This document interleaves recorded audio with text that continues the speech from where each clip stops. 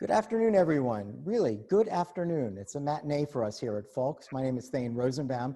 I'm the creative director of the Forum on Life, Culture, and Society at Touro College. And in partnership with the New York Film Academy, welcome to our new series, Conversations on Essential Cinema, a virtual film club. We screen with the audience in advance classic films, and then we show up at one of these conversations to discuss the creative value and cultural significance of these films during a pandemic. We're giving you at Folks, free of charge, more meaningful content. And this has been an incredibly popular series. I think this is now our fourth one. We have one more before the end of the summer. And this one today we're screening David Lean's directed 1965 classic, Dr. Zhivago, starring Julie Christie and Omar Sharif and Rod Steiger and Alec Guinness. It was nominated for 10 Academy Awards. It won 5, but not really in the major categories. Best Picture that year was The Sound of Music. And here to discuss Dr. Zhivago, a perfect guest, the lovely and always talented Margarita Leviva. There she is. Hi, guys. Waving. You know Margarita from so many things. Most recently, she was a star in the HBO series Deuce. You remember her from TV's Revenge and TV's Blacklist. She starred in films such as Adventureland. We had her first as a guest when she co-starred with Matthew McConaughey in The Lincoln Lawyer. That was part of our Folks film series. We had her with the author of the novel, Lincoln Lawyer, Michael Connelly. She was a real hit that day, so we were excited to bring her back. She's got a new Netflix drama series that will be out at some point. Hopefully she'll tell us about it. In From the Cold, and if you hear the word cold today, given the fact that we're discussing Zhivago, it can only mean one or two things and not just the weather. So my guess is In From the Cold has a similar meaning, and Margarita will explain it to us. And then you should know, I don't know if this is an inside news or anything, but Margarita's Instagram account is really interesting. You know, she doesn't show a photo of her, you know, hanging out with a friend having a drink. You know, she's going to give you something interesting to watch. She is a phenomenal dancer. She was a dancer in the old Soviet Union as a little girl, and she's a just first-rate modern dancer. Lively, interesting, original, energetic, and it's on Instagram. So that's how you can watch Margarita dance. Margarita, hi. Thanks so much. If you're watching on Facebook, it's become a much larger audience lately. Please remember to go on folks.org to give us your your email address so we can contact you and give you updates as to our future programming. We appreciate that you're watching us on Facebook. If you want to chat with each other, interact with each other, go to the chat button. If you want to leave a question for Margarita, go to the Q&A question. So Margarita, before we start talking, can I just tell the audience briefly how I really know you? Sure. Yeah, it's perfect. So we did an event a number of years ago about the Refusnik movement. It was a human rights movement here, led in the United States to free Soviet Jews. It was on for 25 years. There was the ideas that the United States would treat the holding of Soviet Jews within the Iron Curtain as a human rights violation, and to tie their relationship and foreign policy to the Soviet Union based on a relaxation of that policy. There was even a United States Senate amendment. It was called the Vanik-Jackson Amendment. And so we decided to do a night devoted to that. And we had Elie Wiesel that night, and we had Natan Sharansky, who was very much the godfather of the movement. I remember in the early 70s when he was the Refusnik, was jailed in a Soviet gulag, was on the cover of Time magazine. We had Richard Pearl, who had been the chief of staff for Senator Jackson from the Jackson-Vanik Amendment.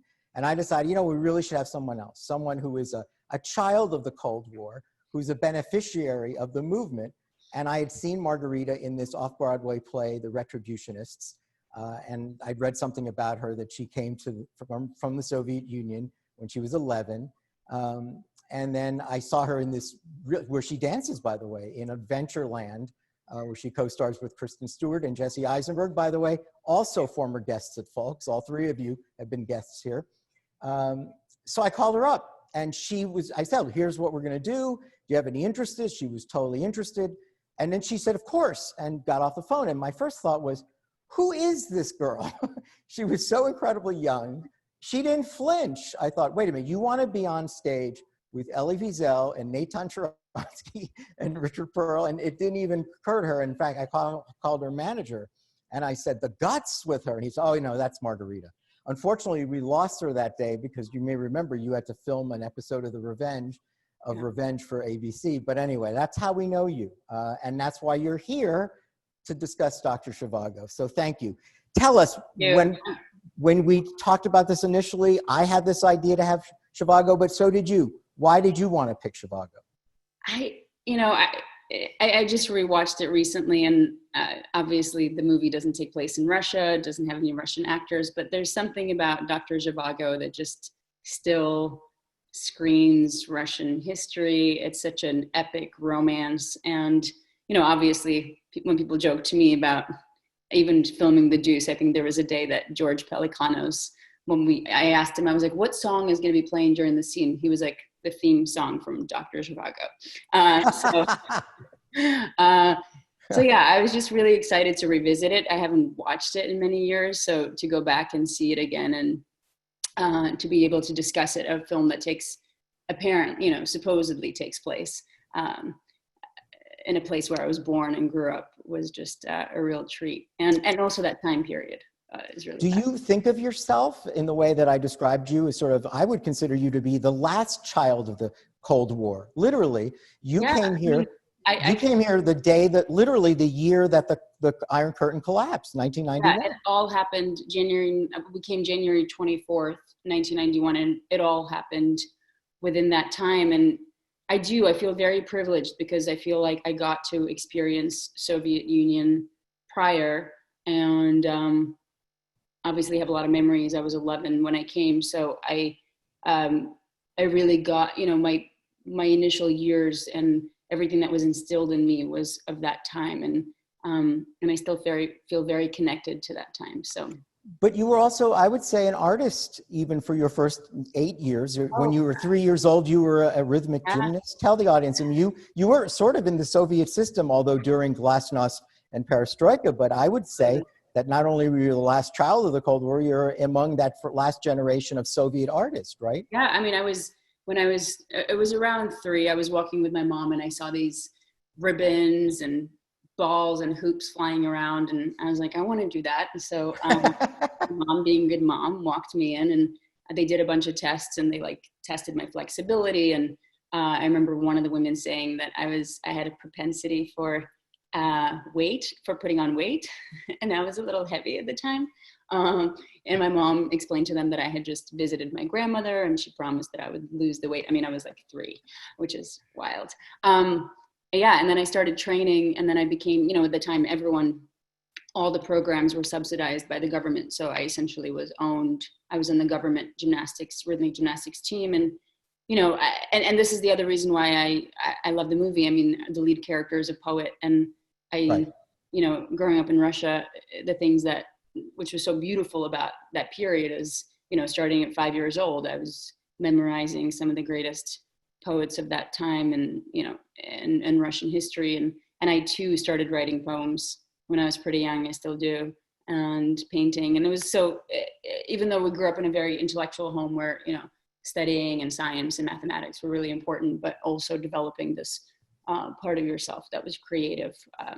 And did you stay in that rhythmic gymnastics program throughout until you were 11? So you were technically, if the Soviet Union had continued, we might have seen you when I came to America. In the Olympics? Yeah, I mean, that's what I was training for. And I came to America and I continued to train. And I remember I went to the East Coast Nationals, and that was the road that I was on. I would assume you would have been better than anyone here, because didn't the Russians dominate? Not to stroke my ego, but it was more about the training that we got. Definitely, as far as rhythmic gymnastics goes, the Russian program at the time was stronger. So when I came here and I was 11 and I started competing, I was beating out girls that were 18 years old. And I remember the girl that I beat out at Princeton was the one that ended up going to the Olympics that season. And Oh, wow. I think she placed like 52nd, but I couldn't go because when I was in Detroit for the East Coast Nationals, I was told that I couldn't compete for America because I was illegal.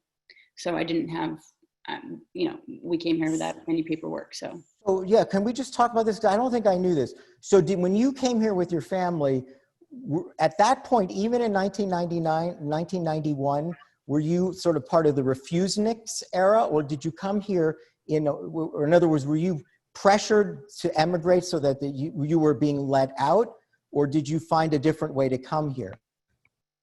To be completely honest, we came on a 30-day visitor's visa. And stayed, yeah. So we didn't have any of the, we didn't have a social security number, obviously. Yeah.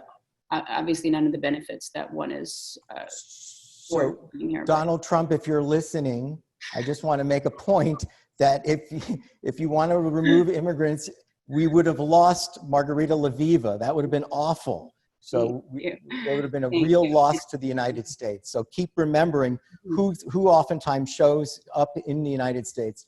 It's not just rapists and murderers. In fact, it's never rapists and murderers. It's mostly Margarita Lviva. So tell us maybe also as an actress, the film. First of all, I don't think most people, you quickly said it, but I don't think most people realize the obvious, which is it's not filmed in the Soviet Union. No. And the actors are British and American actors. So, and story of my life. Why, have you been beaten out? Because I was going to say the opposite. Most Russian roles that I would like to play are usually played by American or English actors. Well, if it's American productions, yes, unfortunately. By the way, in 1964, 63, do we know whether there would have been enough Russian actors who had left the Soviet Union in the United States to have played? I mean, I remember I think Baryshnikov came later. Yeah, right? I don't think I'm trying to think of people that eventually were Russian, Soviet. Who else would have? There were that many. I don't know. Nureyev played a little part somewhere. Yeah. He was out earlier, but nobody was here. Was anyone here in 1963? And also they were doing it with British accents, so I bet if there were Russian actors, they couldn't get that. That's a good point. They could have at least done that. Yeah. Although, I hope we'll get back to this point because you said the story of my life. Because when I think of you, I think, well, I don't know, you started in that television series Alliance, and you played a Russian, right? That was one of the first and one of the few Russian roles that I played in my career. And, I remember you telling me that you actually got to speak Russian in that show. I did, yeah. And I love, anytime I get an opportunity to speak Russian, I get very excited because, it's so much a part of me, and I'm very fortunate that I speak English as well as I do. So it's the ability to do both is great. Tell us about the movie. Tell us about what you like as an actress when you think about the acting, the way it was shot. What do you see that we may not see? Well, as an actor, I'm always watching with a very discerning eye. I see this. I see the lighting, the set, the sound. And it is pretty incredibly. The way the movie is shot is so beautiful, and it's a really well-made film. Obviously, it took a long time to make. I've done some research on the making. It was. No, it was. Tell us, it was shot. It was shot where? It was shot in Madrid, which is the funny little anecdote. The Moscow street. The street of Moscow is Spain. Yeah, they built the factory, and the insides of the interiors were all built in Madrid, which is funny. And this is the little anecdote that I was going to tell you when you started off talking about the show that I'm slated to do, In From the Cold. It actually also shoots in Madrid.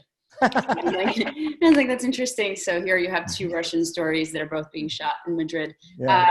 But yes, the movie was shot in Madrid, and obviously, as filmmaking goes, they had to transport us into cold Russian winter, and apparently it was hot in summertime and during some of the shots, and the poor actors had to be wearing all those fur coats and hats, and it was a pretty grueling experience for them. And as far as the acting I thought was superb. I just watched it the other night again, and I just, the how much they underplayed, and yet how much emotion and feeling is infused into every moment between the actors was really stunning for me to watch. And Now, the Ural Mountains, though, isn't that Finland? I think that they did shoot in Finland. the exteriors, right? Because that Yeah. would have been really hard to do, right? They needed to. Well, because they couldn't, apparently they were in this field and they couldn't get enough snow to cover the field. So every time they went to shoot those big snow scenes, they just couldn't get enough snow. And this was even in Finland, even in the Finnish, right? The Finland scenes, they needed more snow. Yes. To give you a sense of how much snow is in there's a lot of snow. The Finnish did not have enough snow. I got it. And what I found to be so fascinating is that in the scenes where they come to the winter house, the snow was made out of marble dust, the snow that we see outside. Yeah. Mm-hmm. And then the interiors that look like frozen ice, snow, that was made out of wax. Oh, wow. Yeah, which I thought was cool, which I mean, you can only imagine the amount of work that required. I think I read it took them 18 months to build some of those sets. So this would be the scene when they come in and Yuri eventually cleans off the desk, right? Yeah. So everything around that was really wax. Yeah, it's all wax. A house made of wax. So I don't know how much you know about the novel. I can just briefly tell the audience, and if you have anything to add. Yeah. So the novel was banned in the Soviet Union. Obviously, for all sorts of reasons. It wasn't sufficiently complimentary of the revolution or of Stalin's purges, or its depiction of a hero poet who believed in individual freedom more than the welfare of the state and was a nonconformist. One could imagine all the objections that the Soviet Party, Communist Party had. The novel was eventually smuggled out to Italy, where it was then published. It became an international bestseller. And then the worst thing that could ever happen to a Soviet was that it was rumored that it was going to win the Nobel Prize for Literature. And apparently Pasternak, the novelist, was so afraid that he wrote the Swedish Nobel Committee and said, I'm not going to come. I'm not going to accept it. I will renounce it. Don't give it to me. Do not give it to me. He was so afraid of what would happen to him in the Soviet Union. It's an amazing story. And in fact, what's even more amazing in the context of Putin and the interference with the American presidential election. Here's something that's funny, Margarita. The CIA got involved with the book. They were really interested. They thought, wow, will this embarrass the Soviet Union? Right? So they were involved in helping it to get published. They were involved in the translations. They also really wanted him to win the Nobel Prize because that would really solidify his part and the other side. And to show you how intense the Cold War was, I can tell you, he really was one of those questionable candidates, because a Nobel Prize in literature is not like the Pulitzer or the National Book Award. You don't get it for one book. You get it for a body of work. Yeah. So in this case, it was dubious. He had some poems, but this was a first novel, to my knowledge. I thought he won. I thought they told him that he won the Nobel Prize, and then he wrote a letter saying thank you, but no thank you. That's right. Right. Yeah. Well, they refused. They literally said, you don't get to decide who we give it to. So if you don't want to come, I don't want the prize. Yeah, I think. Yeah, you don't want the prize. And years later, apparently, his family went to collect the prize. Right. There's even a better anecdote that I just read, that Khrushchev, who was responsible for banning, when he was ousted, apparently he read the novel and regretted the decision. Yeah. He actually wished that they had published the book. Yeah, it's so heartbreaking. I actually read a letter that Pasternak wrote in Russia, basically asking that he be invited back in, because he was also ostracized from the union, the writers' union, which at the time, if you weren't a part of the writers' union, you weren't considered a writer. Right. And he apologized, and he said that I really, I feel like I still have some contributions to make. I feel like I've made some, and I still have some more to make here in Russia. Wow. Please, allow me to continue writing. Which is so heartbreaking that, he would have to be put into that position. Well, it's interesting. So you come in 1991. Mm-hmm. I just read the other day, I didn't know this. Every 11th grader throughout Russia now reads, this is the 11th grade novel. Everybody reads Dr. Zhivago. Yeah. It's like in the United States, it's like, Catcher in the Rye. Right. One of my favorite books, by the way. What's that? One of my favorite books, yeah. Everybody. So you were never an 11th grader. No. But I'm saying now everybody reads it, and it is considered a classic in so many ways. But it is also, one would argue, not a casualty, but an anecdote of the Cold War. Yeah. Right? It's bigger than a novel, right? In many ways. Were there any Lviva dissidents in your family? Were there those who got out earlier than you? In my direct family, no. We do have a second cousin that came here before and happened to come here legally. But as far as my direct family, I mean, my family's pretty small. My mother, my twin brother, and I came in 91. And then just a few months after us, my grandmother came by herself also. And in the same way that we did, just because she couldn't stay in St. Petersburg, knowing that her grandkids were here. Everybody was here. Lviva's still, any of them are still in Russia now? My grandfather is still in Russia, holding down the fort. He reminds me of Yuri a lot. Wow. Yeah. Well, because we are we going to say, and we'll get to this soon, but this is, the Lvivas are an artistic family, would you say? Absolutely, at heart. I mean, my grandfather is an engineer, and my mom was, at the time when she was in Russia, was a professor of mathematics. So it's science and mathematics were pretty high on the priority list, but at heart, I think all artistic. And I think, that's why I love the Russian culture so much. I think the Russian soul ultimately holds a lot of creativity. I don't think many people in the audience, even among your fans, know this. So when you went to NYU, you were an economics major. When you said your mom was a math professor, you were psychology, you were economics, psychology, I think even in Russian history. You were not in minors. I was a bit of an overachiever in college. That all went away by now. Wait.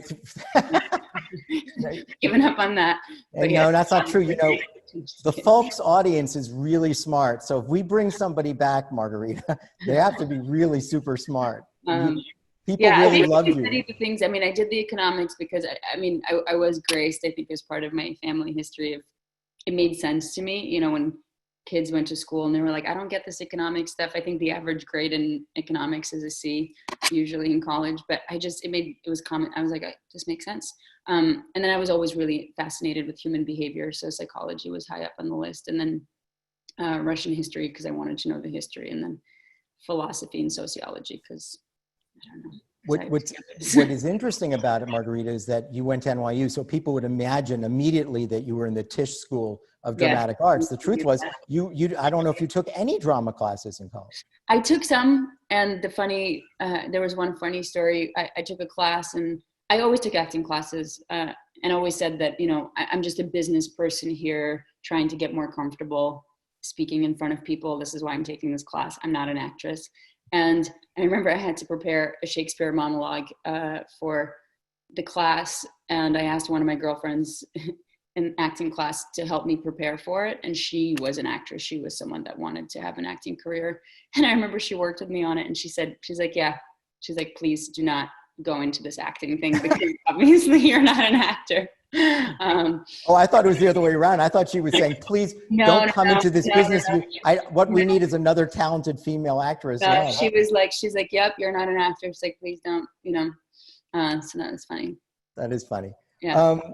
I have one quick other anecdote, and we're going to take a look at some of the slides from the film. I don't know if this was written in by George or David in The Deuce, but in the first episode or so of The Deuce, you play an NYU student. I think it's an economics class. Yeah. And then you drop out. And I thought, wow, that is life imitating art. Total coincidence. When I say this, I had a line to James Franco, which is, I know that econ shit inside out. Pardon my French. Yeah. But when I said that line, it was pretty funny. That is funny, of all people to say that, right? Shervin, let's take a look at some of these stills from the movie. Let's see what Margarita thinks when she sees them. So that is at the end. That's actually my favorite moment in the whole movie, but that's at the end. That's Tonya, Lara's and Yuri's daughter. and her uncle, and he's trying to convince her that in fact she may be his niece. There's a great, I wrote it down. It's my favorite line. He says to her, he said, this is your father. That's what he's showing the photo. And she says, don't you want to believe it? And she says, not if it's not true. I know. And then he says, that's inherited. I know, it's so heartbreaking. Right? That is a heartbreaking line, right? That's inherited, as if to say, you come from a world where you would not be a sucker for propaganda. Truth mattered. Principle mattered in your family, our family. Your dad would not have wanted to believe something that wasn't true. Yeah. It makes me emotional. I mean, even, just as an audience member watching the movie and falling in love with Yuri, falling in love with Lara, when he points to their pictures, when he points to Yuri, and he's like, this is your father. I was just like, oh my God. It is, especially after she said, my father let go of my hand. I know. Right? And that's a horrifying line. Yeah. And then she says, that Komarovsky, and that the audience knows what that means, which of course he would let go of your hand. He wasn't, He didn't care about anything. So it was a very quick line, but I think it's intended, David Lean must have said, the audience will get it. The minute he says, as if to say, everyone knows what unprincipled looks like. And that's him. Yeah. Shervin, another shot? Let's get another still. I love that. The scary Pasha. Pasha. Oh, man, he's just frightening, huh? Yeah. Although, Margarita, you're so young. The three leads outside of Alec Guinness, I don't think people realize how huge they were in the 1960s. As far as movie. All of them, yeah. First of all, Tom, whatever his name is. I just watched an interview with him yesterday. First of all, he was in one of my favorite movies, Billy Liar, that Julie Christie's in also. It's a John Schlesinger film. He was in a movie from the 1960s, A Loneliness of a Long-Distance Runner. Rod Steiger was in The Pawnbroker, The Heat of the Night. He also became really good friends with Omar Sharif. And he was saying in this interview, if he couldn't, he was like, I don't know what it was with the women fawning all over him. To me, he was just Omar. So cute. Well, the one that I think that what people forget, it was Funny Girl. Even, the combination of Funny Girl and Zhivago, iced it for a lot of women, I think. Yeah. And just to show you that, again, in the 1960s, those three, and of course Guinness as well, were just on an incredible roll. Yeah, which is so interesting because they were stars, and Omar and Julie Christie were not. They were fairly unknown. And Pasha, I think there was talk in the interview that Omar was supposed to play his part. And then he was pleasantly surprised to find out that he was actually playing the lead. Yeah. I also heard that Paul Newman read for Paul this. Newman, and who else? There was one. There were some others that were much bigger names. We went through the list. And one of the producers who was married to Sophia Loren. Yes. Brought the movie as a vehicle for her, which also could have been quite an interesting choice, I think. Yeah, but do you know the line that David Lean said about why he couldn't cast Sophia Loren? I did read about this. Hold on. It's a great line. Ready? Yeah. No one will believe she's a virgin in the beginning of the movie. Oh, God. Of course. Of course. How, given your affections for let's do one more photo and then we'll do one more still. Oh, yeah. That scene, pretty epic, huh? Yeah. That scene happens in the novel exactly as it is. Yeah. A lot of other things they messed around. Yes, yeah. This one was exactly the way it's described, the name of the Christmas party, the Komarovsky's get her out of here, Yeah. right? I don't want her arrested. That's in the novel. What is, I don't know what you know about the people who found both the novel, even more so the movie, their criticism was it's unbelievable coincidences. They said the word, sprawling novel with just like Komarovsky keeps showing up. All the characters in the novel bump into each other at various points. They all bump into each other again. I did feel that there was one of the scenes during the film where, and I wish I could remember the specific scene. I don't want to butcher it, but Yuri runs into Lara. I think Lara or someone, and I'm like, oh, it's really interesting. It happened. I mean, that's life. And I feel like when you're defeated, and well, also because they represented so many different pillars of Soviet society, Russian society, that you could see how the filmmaker would say, well, they would gravitate toward each other. Right. And the right, because we're in, right, that they would need to see each other in one way or the other. Fate would bring them together. You talked about your nostalgic feelings about Russia, but would you say that you have anti-communist feelings as well? Or are you too young to have those feelings? Let me tell you, I grew up in Miami as well as New York City, and old school Cubans who came here immediately after Castro came to power oftentimes complain that the next two generations have lost the anti-communist fight. And since you were really in that last generation, I wonder whether you don't have that same, I mean, you grew up during Glasnost. Right. You didn't grow up during Stalin. Maybe you don't have the same feelings. Yeah, I mean, it's complicated. At the time when I was growing up, it's all I knew. You know, I remember things like hiding. I remember I got a doll when I was little, and friends brought it to me as a gift. And I remember it was so natural to hide it under my bed because I didn't want my friends to see that I had more than them. Like, that was just such a natural feeling that came instinctually for me, that I didn't see anything wrong with that. So when you, one second, I have to interrupt you here. So when you see that really great scene when Yuri comes back from he's not at the Civil War, it's during, I can't remember what was the first time that he's doctoring. Mm-hmm. It was must have been during World War I. And when he comes back and he sees that the house has been divided up, right? It's the same spirit of your doll, which was that one is not supposed to. Divided house. Like, I didn't think that was an issue. It's one thing to go from one to the other. And then, of course, moving to America and realizing that things are very different. You know, all I can say is I would not want to be living in a communist country now. I don't think I have the same. I mean, obviously, everything that happened during the Stalin era was just atrocious, and the way the government handled, especially artists and people at the time, was just unfathomable. What about that line that Yuri says at the top of the stairs, where the woman who's running the house says, "There are 30 families now living here," and Yuri's line was, "You're right, this is more just."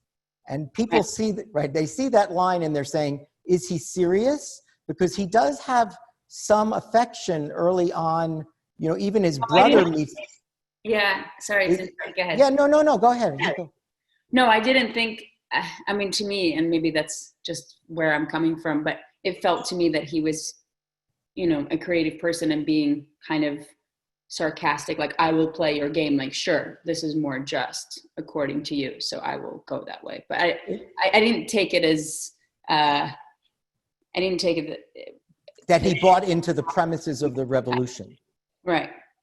Because there is a scene. He's a patriot. I mean, he loved his country. So I think as far as fighting for Russia and staying in Russia and wanting to live in Russia, I mean, even that whole bit in the end when Lara is taken away and, you know, she says to Victor, like, would you think that he would ever come with me? Yes, on the train. So he's a patriot, but I don't know if he's, and the movie doesn't quite make it clear. So that's why I'm saying it would be like a biased opinion, but I don't know if he, how much on the side of Bolsheviks or when you said your grandfather reminded you of Yuri, was that the reason that he stayed? Yeah. I mean, my grandfather is a patriot. You know, he loves his homeland. He would never leave. I mean, I think it was really shattering for him to have his family leave and to live without them, and yet the love for his country is much stronger. But when Yuri shows up to Yuri's half brother, how's that pronounced again? Yegorov? How is it pronounced? The Alec Guinness character. Ivgrov. Good. Yeah. I'm just. This is an excuse to hear you speak in a Russian accent. I could have done it too. So there's that. That's why I'm asking you, because I think it's a very complicated scene. Not quite the way the novel would have point. He says they're showing you hear the half brother's voiceover, mm-hmm. and you see them in a conversation in which Yuri is pacing the room. It's a small room at that point. Right. And he's waxing on about his feelings about things. Feelings, of course, one should not have. And the brother says something like, I feared for him, right? And it's because he said some interesting things about the party. It's as to say he actually, even given who he is, he's not that unsympathetic to some of the premises of the revolution, and yet he's definitely talking too much. Yeah, absolutely. And I think, again, this is my opinion, my point of view. I mean, to me, he's someone who's extremely patriotic and at the same time an artist. So he has his own point of view, and to just go along with with a herd of sheep as they're seen to him, I think from his perspective is impossible. And to buy into something that goes against his soul is also really difficult. Well, and also there's a few times I love the line where I forgot whatever bureaucrat who says your attitude has been noted. Yes. Right. This endless your nonconformity, your attitude, and I think it speaks to something so dangerous. Yes, exactly, and also something your mother would say. Yes, we lived in fear of someone denouncing us as having said the wrong thing. Absolutely. I mean, and that was part of the reason that we left. And that was what was so terrifying is, I mean, our phones were obviously listened to, and we're Jewish. So we had, our passports said our religion, and we had to hide those, and we couldn't talk about things. I mean, we had some friends that had defected to America before us, but to say the word America or, Disney or whatever, anything that was connected could have really dire consequences. Just even mentioning it. Yeah, and to live in those conditions, obviously, is just. Tell the audience what the anecdote about your father getting a VCR and the two films that you had. Like that was a bigger deal than the doll. Right? That was a pretty big deal. Yeah. Well, yeah. I mean, VCRs didn't come into play much later than I think they did in America, and so we had a contraband VCR that my dad got through some friends that were able, because you weren't really able to leave for a long time, and some people were going out of the country, and so we got a VCR, and yes, two movies that the VCR played for a long time was 9.5 Weeks and Once Upon a Time in America. Yeah, which made a huge 9.5 Weeks made an impact on me, obviously, but Once Upon a Time in America became my favorite movie. We might bring you back for that one. Yes. Shervin, we really would for that one, because I love that you love that movie. I do. I really do. Shervin, give us some more stills maybe right now. This is in the train. Yes. Ugh. With the anarchist, which I love that the anarchist he's the only free man who's actually there. Chained. Yes. Chained. Yeah. What, another one? Ah. Oh, that's beautiful. And another one? Yeah. So those last two photos, right, of the two of them, you're an actress. You joked before, said the story of my life. We're living in a time of the cancellation culture. I have an essay coming out this week about it, so I'm really sensitive about this. In there, I point out that recently a restaurant in Portland, a Mexican restaurant, was shut down because the owner of the restaurant had said that she had just gone to Mexico and got a few new recipes. And then they shut it down because apparently they said that she stole them. And this was called, I think, white supremacy of a recipe. So we're living in this sort of very weird time about cultural appropriation. Do you feel this way when you see an Egyptian and a British actress who's symbolic of the 1960s go-go, the Austin Powers spoof? Julie Christie is the ultimate pixie girl. She was the love of that whole British underground scene. She's Lara, an Egyptian is Yuri. Do you have those feelings that God, for the love of God, they did a remake recently with Keira Knightley. Right. No, I mean, listen, it's one of my gifts and curses for me that I do have the ability to see both. I've never been one of those people that gets on a pedestal and spouts my opinion as the only way. So I see both. I believe an actor's job is to portray a character, and that's part of the actor's craft, is to be able to portray characters of different ages, ethnicities, cultures.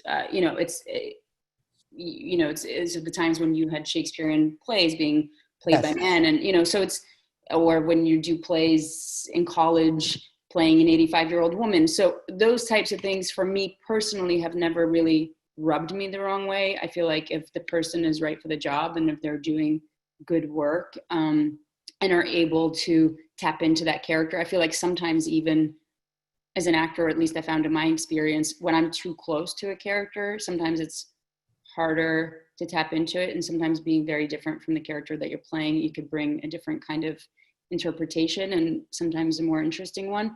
So on the one hand, I have that living inside of me. And of course, on the other hand, having worked in Hollywood now for about 15 years and going up for Russian parts and being told that I don't look Russian enough, or my accent is not authentic, because there is a stereotype. The stereotype in Hollywood is actually Julie Christie, which is a blonde, blue-eyed woman. And when people do the accent, I think of Rocky, which is a very hard kind of speaking of Russian, which is not really the way people. You mean Rocky IV, right? Rocky IV. Yes, some of that. Right. Yeah. But so yes, of course, there are movies, whether it's the Marvel universe, the Black Widow, right? Yeah. So when I see those characters, I'm like, oh, that's a bummer that we don't see Russian actors play those parts. I mean, I remember when I saw David Cronenberg's. Yes. I remember with Viggo Mortensen. Yes, and I was so disappointed because I was like, man, I would love to. Again, I understand, and I work in Hollywood, so I understand the politics of needing actors that bring certain financial foreign value. And if a Russian actor is fairly unknown in America and doesn't bring any value, they can't cast them as much. So I get all of that. And in the same breath, I'm like, but you could hire one or two Russian actors just to bring some authenticity to the story. I mean, in this case, I kind of course it's wild because you're like, you have this epic historical romance about Russia and like the Russian soul. And then not only is it not shot in Russia, it's not played by any Russian actor. So I will never forget. I hope the audience really picked up the Rocky IV reference, because I realized what you were saying, right? That woman, if I remember, was Swedish. Yeah. But also isn't Drago, isn't he? And Drago is also North European. Yeah. There aren't any Russians in that. But they're very blonde and blue-eyed, and again, but stereotype. By the way, even in Fiddler on the Roof, the Norman Jewison, the part played by Pesha, or whatever his name is, the farmer, the third boy that marries off, he's blonde. Everybody is, a Cossack. Or when I hear Russian being spoken in those projects where it's not really Russian. It's like right. You said a hard accent. Or when they speak in Russian or supposed to, it's like gibberish. It's not really. I see. It's not even Russian. So of course it is disappointing. You're like, oh, you can just get away with that, thinking that nobody cares if you speak Russian, if you just gibber something. But Yeah. So. In the movie and in the novel, everybody knows Yuri Zhivago, the poet. Everyone. It happens all the time. There's no internet, right? He's pretty much banned in the Soviet Union. I was telling you off camera this anecdote about that Billy. Did you figure? I did. Out who is that? Who was that poet? Vysotsky, who was one of the greatest Russian singers, poets, writers. I mean, he was, I would say, the Bob Dylan of Russia, if not. Wow. He was just, I love Vysotsky. And so I think that's who passed away at that time. And people all over the country were just mourning the loss of that because he was such an epic figure. So when the half-brother says at the end of the film that everyone came to Yuri's funeral, even though he too had been banned from, this is not surprising to you, I guess, because he literally says in the line, Russians love their poetry. Yes. It's a great line. They love, this is true, right? I guess you're describing, you know, Yeah. they love, because I was just, the anecdote that you found, Vysotsky, was it's in an HBO concert series of Billy Joel being invited in 1989 during the period of Glasnost and Perestroika to give a series of concerts, and he is walking around with Christie Brinkley, and they see this huge line, and they think it's for bread or something, and they realize that everybody's going to the funeral of this poet. So you have this, you know, an American rock star going, wow, look at the Russians, the Soviets, they all line up to see a poet. I wonder whether you could respond to the idea of the 3 portraits of Russian life that is sort of depicted, I think, in Pasha, you know, idealist, believer. Komarovsky, to me, he feels like, you know, Putin, an oligarch. He looks to me like Harvey Weinstein. There's so many things when I think of Komarovsky that he is, you know, he's pragmatic. He has that line early on. He says, yes, I have my connections within the party, as if, of course, I play both sides. I don't care. You know, I'll play both sides. I'm a player. And of course, Yuri, you know, the nonconformist, the poet, the person who feels too much, sensitive, individual, and he won't sell out. Right. Do you think that this reflects like sort of 3 true, genuine aspects of a Russian soul or a Russian character? Yeah, absolutely. And, you know, I think in different people, sometimes all live in one and 2 live in one, but absolutely, I think those 3 are pretty accurate. I think. I mean, I've always been struck by those 3 portraits. They're very stark. Yuri comes up against them face to face a number of times. So it's intentional. And each time it's not friendly, it's not horrible, but it's clear that Yuri is displaying a contempt for, you know, either the over-principled Pasha who doesn't even know where his wife is and doesn't care, and Komarovsky, who, you know, he won't get on the train with. Yeah. Do you think that Russia today, first of all, have you been back?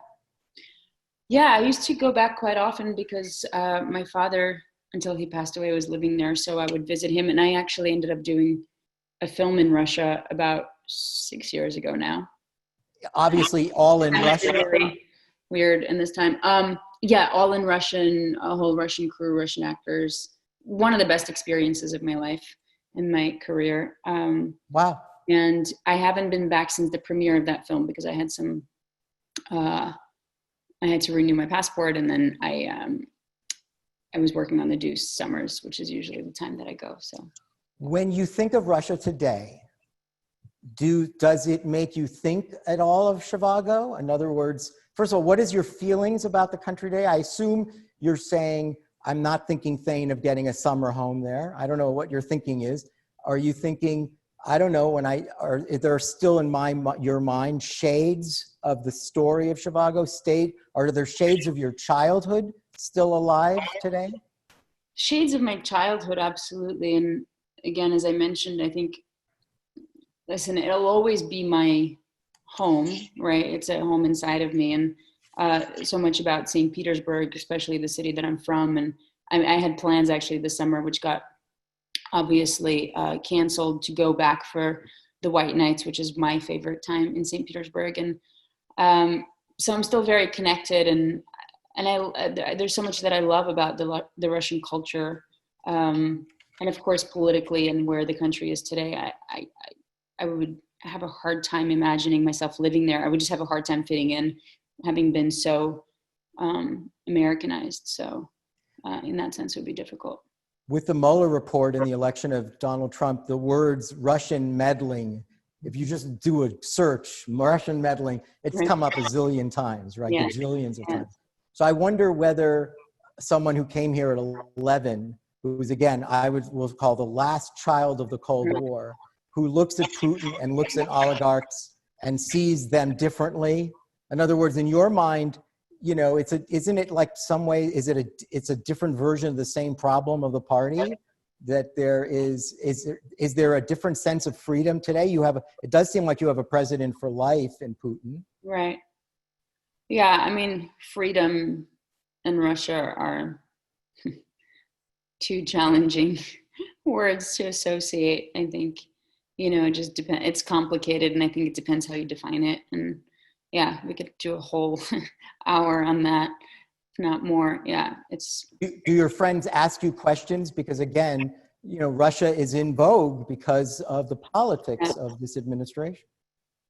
Interestingly, no, they don't ask me many questions. And also, interestingly, it's not something that I was aware of, but some people I'm finding recently are ashamed of their Russianness, or because of the way that Russia is associated. Really? I mean, Russia has always been associated in negative ways somehow. So, yeah, again, I'm not one of those people. I believe I am who I am. It's, it's people's opinions. They're not going to sway how I represent myself. But some Right. people are, some of my friends are, yeah. Feel that, I think maybe the audience should know that when you moved to the United States, you literally moved to a Russian enclave of New York. Yes, very close to one. We lived in Sheepshead Bay, which is not quite Brighton Beach. That was a big distinction at the time.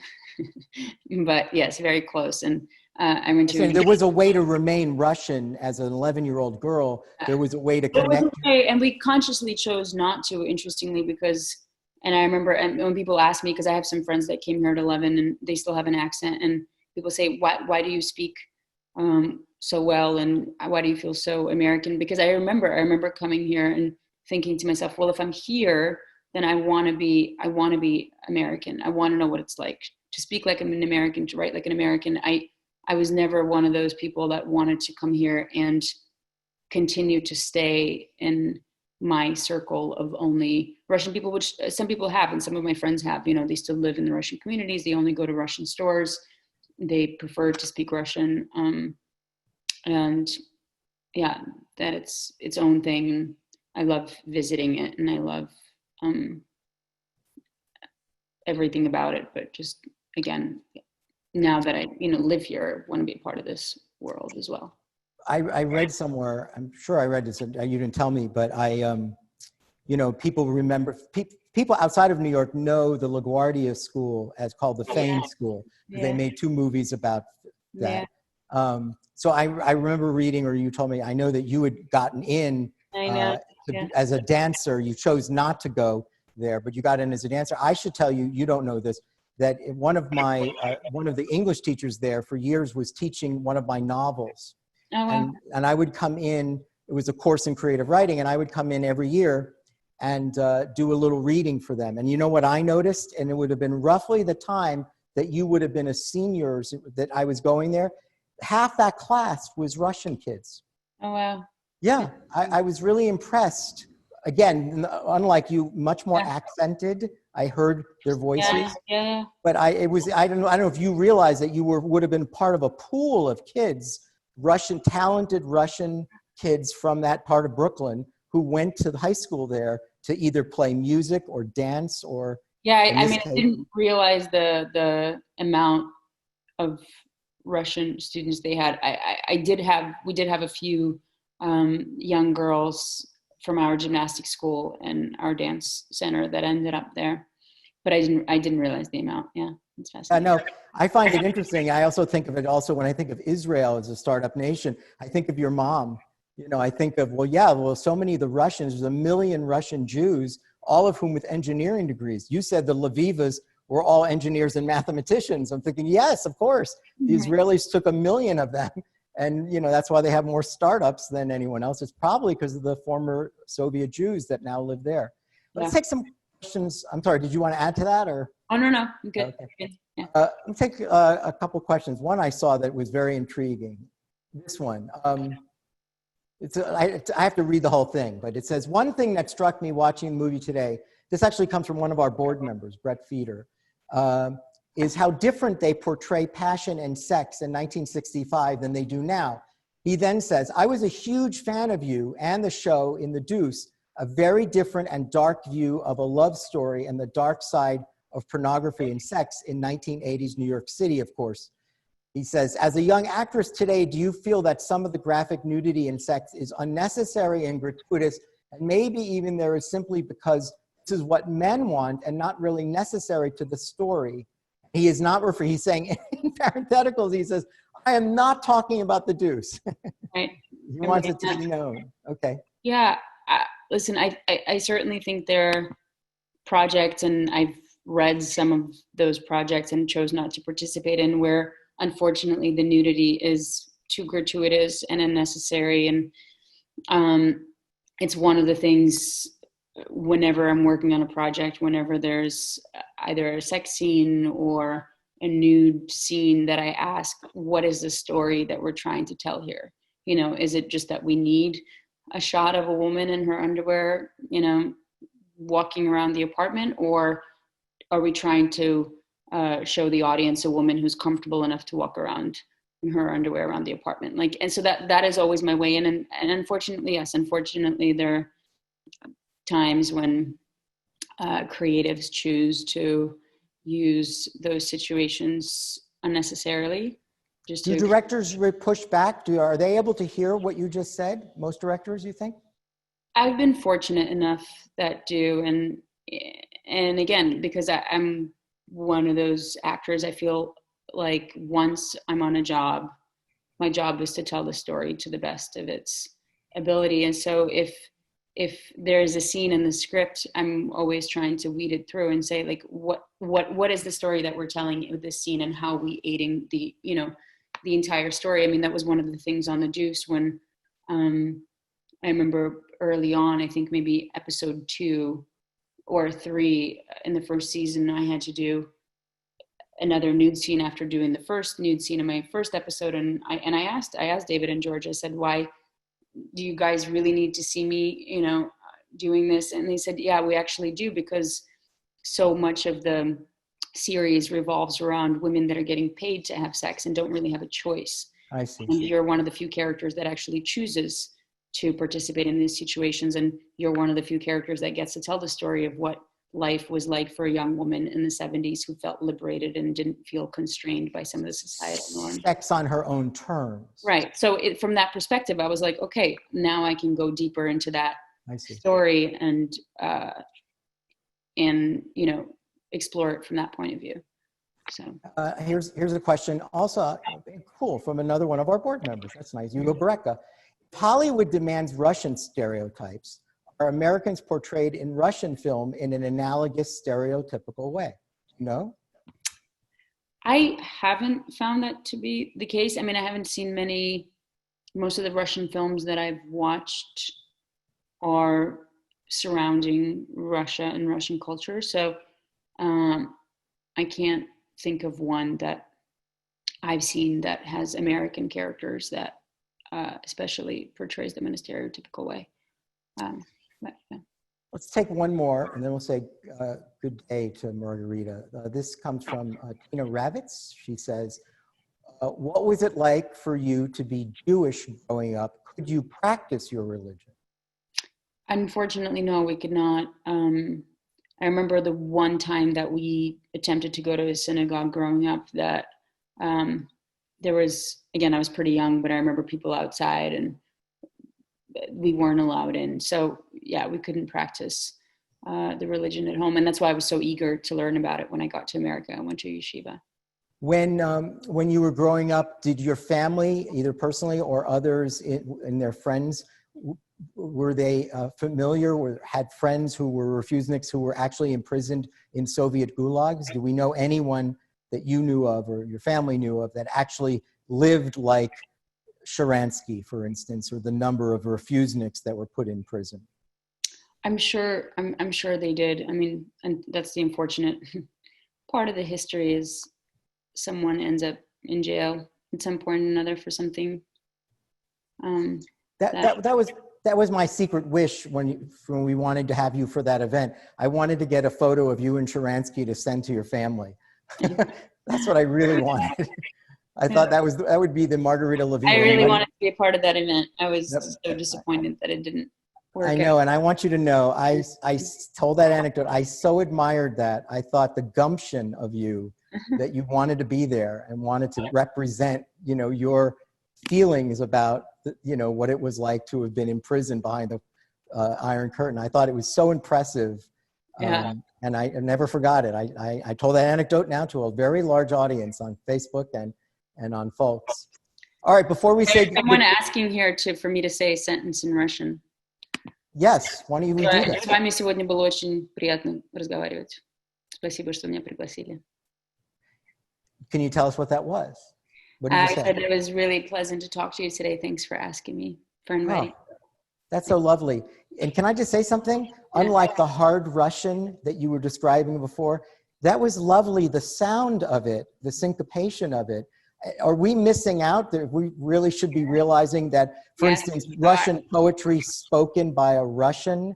Russian poetry is stunning. It's so beautiful and lyrical, and there's a lot of melody in the Russian language, and that is the unfortunate part that gets lost when you're speaking with an accent like this and nobody really understands what it's about. No, that was just so lovely to hear that, because when you made fun of the hard Russian, I laughed because I said, yes, that's what I think Russians sound like in movies, but that's obviously not all. Yeah. Not all. All right, before we say goodbye, let's do some closing remarks. Where do we have anything, Shervin? We have one more, Conversations in Essential Cinema. Yes, Sharon Stone, star of Basic Instinct and Casino, for which she won an Academy Award for Best Supporting Actress on August 26th. She will be discussing Casablanca. Like Margarita Laviva, when I spoke to her, she said, Casablanca, that was right out of her mouth. I had also, just like Zhivago, we were right in mind melded. I thought, God, wouldn't it be great if she said Casablanca, just like you said Zhivago? So that's the 26th. There'll probably be something else we'll schedule before the end of the month. As you know, as a public service, we haven't been charging at Folks for any of these programs. So if you know, there's a purpose for that. We want you to have meaningful content. We want to give you something interesting to do, something that's original, what we would call folksy kinds of smart programming. If you're in the mood to donate, now's a good time to do it, folks.org. If you're not already on our website, you probably are because you're here. But if you're not, if you want to tell your friends in order to get notice of upcoming programs, the way to do that is go to folks.org. The folks.org website will have this entire program on it for archival purposes. We'll also post it on Facebook. If you watched us on Facebook, please go to folks.org and sign up so you'll get programs from us again. Margarita, always fun talking to you, always fun watching you. Yeah. You have a lot of fans. You know, there's a lot of affection for you.